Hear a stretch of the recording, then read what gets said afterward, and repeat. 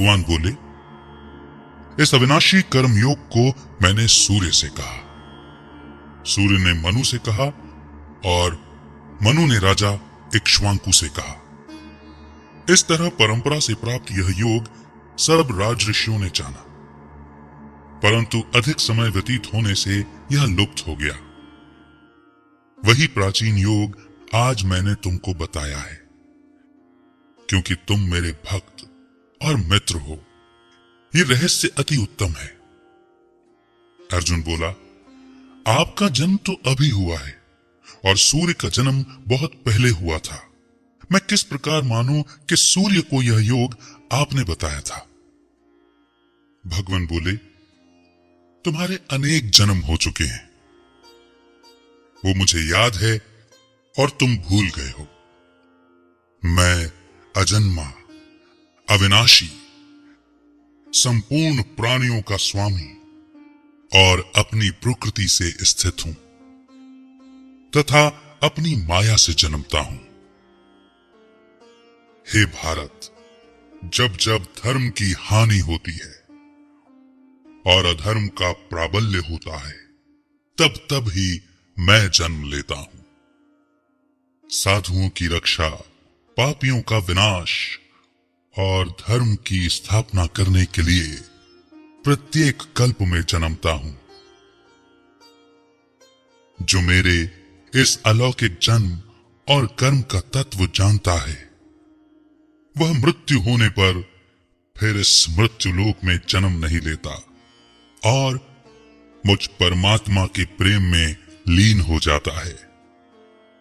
इस तरह मोह, भय और क्रोध को त्याग कर मुझ में भक्ति कर्म से पवित्र होकर मुझसे मिल गए हैं।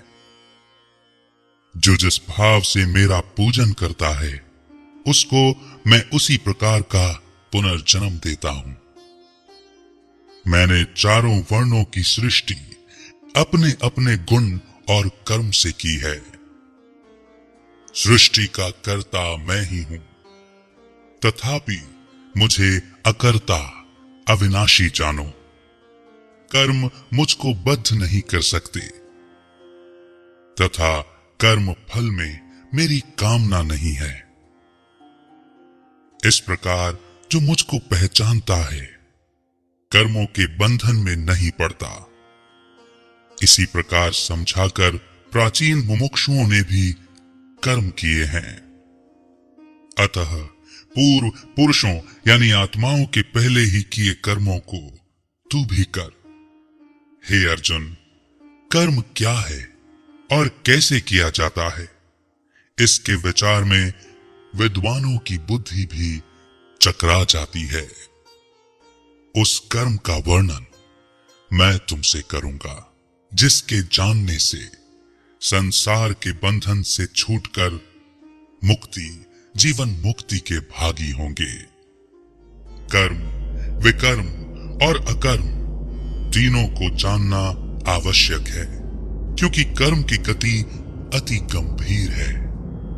जो कर्म में अकर्म देखता है, वही आत्मा बुद्धिमान है, वही योगी और समस्त कार्यों का करने वाला है। हे अर्जुन, जो कर्म करने में कोई कामना नहीं रखता है और जिसके समस्त कर्म ज्ञान रूपी अग्नि से भस्म अर्थात निर्मल हो गए हैं, उसको ही पंडित अर्थात ज्ञानी कहते हैं। जो फल की आशा छोड़कर कर्म करता है और उनमें आसक्ति भी नहीं रखता है तथा निराश्रय ही सदा संतुष्ट रहता है, ऐसा मनुष्य कर्मों में घिरा रहने पर भी मानो कुछ नहीं करता है। सब कामनाओं को त्याग, मन और बुद्धि को वश में कर, संसार प्रपंचों से छूटकर केवल शरीर से काम करते हैं, वे भी कर्म बंधनों से संतापित नहीं होते। दैव योग से जो कुछ मिल जाए, उसी में जो संतुष्ट रहता है, जो हर्ष, शोक आदि द्वंद्वों से मुक्त है, तथा किसी से ईर्ष्या द्वेष नहीं करता। कर्म की सिद्धि या असिद्धि में भेद नहीं समझता। वह कर्म करता हुआ भी उससे नहीं बंधता। जो फल की इच्छा नहीं रखता वह वासना से दूर हो गया है। ज्ञान में जिसका मन बुद्धि अचल है, जो यज्ञ के कर्म करता है, वे सब कर्म लुप्त हो जाते हैं। हवन करने का पदार्थ भी ब्रह्म है। आहुति देने वाला भी ब्रह्म है। इस प्रकार जिसकी बुद्धि में सब कर्म ज्ञानमय है, उसी को ब्रह्म प्राप्त है। कोई कोई कर्मयोगी देवताओं की पूजा करते हैं और कोई कोई ज्ञान योगी ब्रह्म रूप अग्नि में यज्ञ रूप से हवन कर परमात्मा का भजन करते हैं। कोई ऐसे हैं जो कि अपनी इंद्रियों तथा सब कर्मों को संयम रूपी अग्नि में होम देते हैं और कोई कोई इंद्रियों रूपी अग्नि में इंद्रियों के रूप, शब्द आदि विषयों को होम देते हैं। होम अर्थात आहुति। कितने ही लोग इंद्रियों के सब कर्मों को और प्राणों के कर्मों को आत्मज्ञान से प्रज्वलित आत्मा की संयम रूपी अग्नि में होम देते हैं।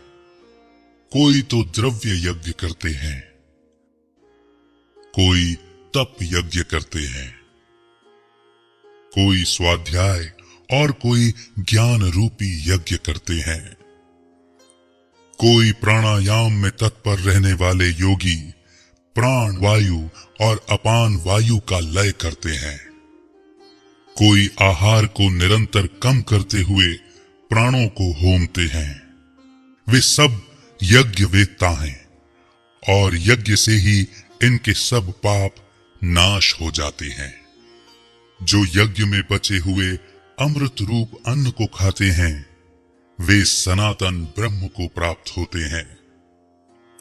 हे अर्जुन, जो यज्ञ नहीं करते उन्हें लोक परलोक दोनों ही नहीं मिलते। हे पार्थ, फल सहित सब कर्म ज्ञान में ही समाप्त हो जाते हैं। उसी ज्ञान यज्ञ के तत्वदर्शी और ज्ञानी लोग तुमको उपदेश करेंगे। इसीलिए तुम उनकी सेवा करना और विनय पूर्वक प्रश्न करके ज्ञान यज्ञ जानना। इस ज्ञान का लाभ प्राप्त करके तुमको ऐसा मोह फिर नहीं होगा।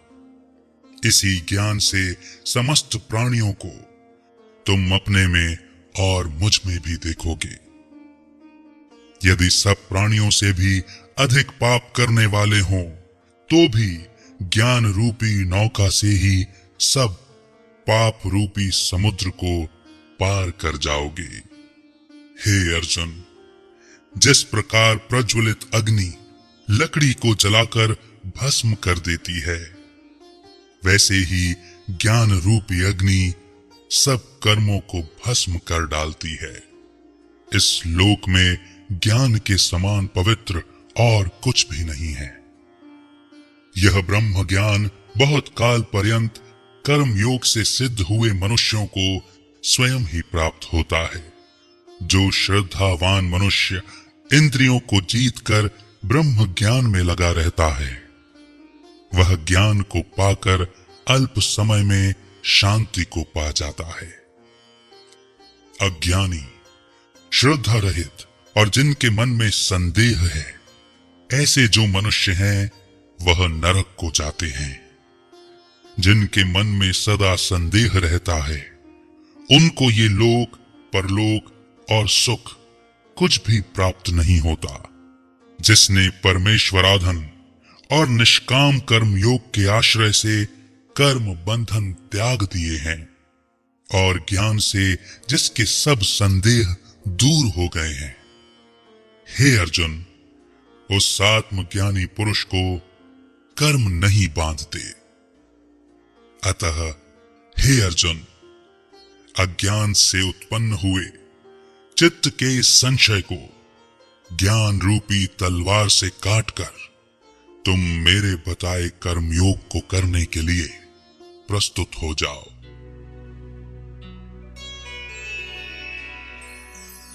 वाह, कितना सुंदर आदेश है ना अर्जुन को, यानी ज्ञान का अर्जन करने वाली आत्मा को, कि अज्ञान से जो संशय उत्पन्न हुआ है उसको ज्ञान रूपी तलवार से काटो। संशय को काटना है ज्ञान की तलवार से, शायद किसी और को नहीं। कितने सूक्ष्म रहस्य इस अध्याय में समाये हुए हैं। कितनी सुंदर रीति भगवान बता रहे हैं कि ये जो प्राचीन राजयोग है ये स्वयं परमात्मा ही सिखाते हैं।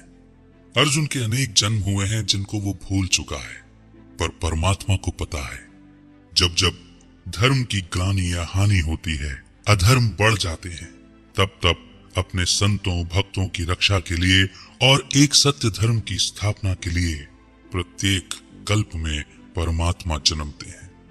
वे कहते हैं कि मेरा जन्म अलौकिक है, यानी इस लोक में जिस तरह से आत्माएं, मनुष्य आत्माएं या जीव जन्म लेते हैं वैसा जन्म परमात्मा नहीं लेते, यानी उनके जन्म में कुछ दिव्यता है। तभी तो कहते हैं ना, परमात्मा जन्म और मृत्यु से परे है। जन्मते भी हैं परंतु उनका जन्म इस लौकिक विधि से नहीं होता। फिर वे कहते हैं कि कर्म अकर्म विकर्म की गति ऐसी है कि विद्वान भी चकरा जाते हैं। वह अति गुह्य और अति गंभीर है जिसको परमात्मा ही स्पष्ट कर सकते हैं। कई प्रकार के भक्त होते हैं, कई प्रकार के योगी होते हैं। कोई हठ योग करते, कोई भक्ति योग करते, और यज्ञ यानी परमात्मा जो ज्ञान और योग की अग्नि का हवन या यज्ञ रचते हैं उसमें अपनी कमी, कमजोरियां, बुराइयों को स्वाहा करने वाले ही कर्म बंधन में नहीं फंसते, भले ही वो कितने भी कर्मों से घिरे हुए हों। और जो इस ज्ञान को लेकर के संदेह में रहते हैं वे अज्ञानी कहलाते हैं, और जिन्हें संदेह हो जाता है उन्हें न तो लोक में सुख मिलता न परलोक में सुख मिलता।